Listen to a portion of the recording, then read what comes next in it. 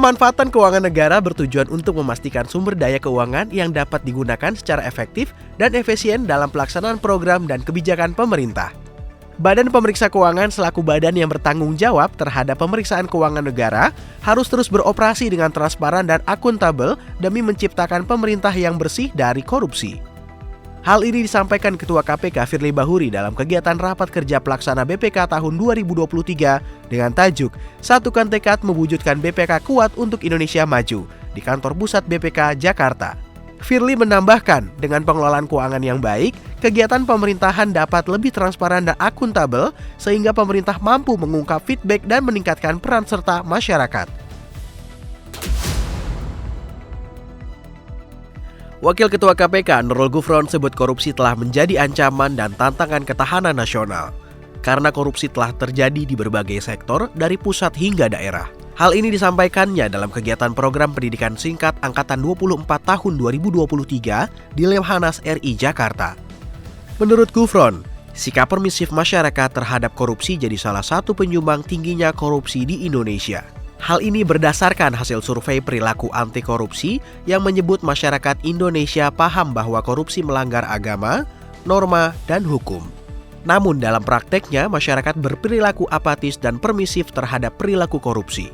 Gufron mengingatkan peserta PPSA 24 Lemhanas bahwa tujuan negara tidak akan pernah terwujud sepanjang korupsi masih ada di Indonesia. KPK menyerahkan barang rampasan negara berupa sebidang tanah seluas 7.060 meter persegi yang berlokasi di Desa Mekarjaya, Subang, Jawa Barat kepada pemerintah Desa Mekarjaya. Penyerahan aset senilai 330 juta tersebut dilakukan melalui mekanisme hibah sebagai upaya optimalisasi aset recovery dari barang rampasan penegakan hukum tindak pidana korupsi. Sebelum diserah terimakan, barang rampasan milik negara yang dikuasakan kepada KPK telah melalui proses penyitaan dan pengukuhan yang berkekuatan hukum tetap. Sebagai salah satu upaya dalam meningkatkan pencegahan dan penindakan terhadap tindak pidana korupsi secara simultan guna menyelamatkan keuangan dan kerugian negara, KPK mengikuti agenda rapat dengar pendapat bersama Komisi 3 DPR RI di Gedung Nusantara, Jakarta. Ketua KPK Firly Bahuri menyampaikan, pengelolaan keuangan negara menjadi aspek terpenting dalam proses penyelenggaraan negara. Kelancaran pembangunan dapat terhambat jika keuangan negara mengalami ketidakstabilan yang juga berdampak pada penurunan kualitas kehidupan dan ekonomi masyarakat.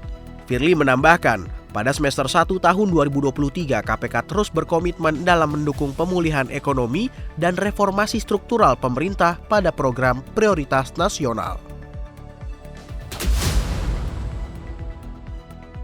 Rangkaian roadshow bus anti korupsi di Sumatera resmi dimulai dari Bengkulu. Deputi Pendidikan dan Peran Serta Masyarakat KPK, Wawan Wardiana secara tegas mengajak masyarakat Bengkulu untuk perangi praktik korupsi, bersinergi bersama KPK melalui 3 pendekatan yaitu pencegahan, pendidikan, dan penindakan. Roadshow bus anti korupsi KPK di Bengkulu yang berlangsung mulai 31 Agustus hingga 3 September 2023 mendatang turut membawa kampanye Hajar Serangan Fajar. Kampanye anti korupsi menyambut tahun politik ini digaungkan agar masyarakat bergerak menolak semua upaya suap dan korupsi politik yang identik dengan istilah serangan fajar.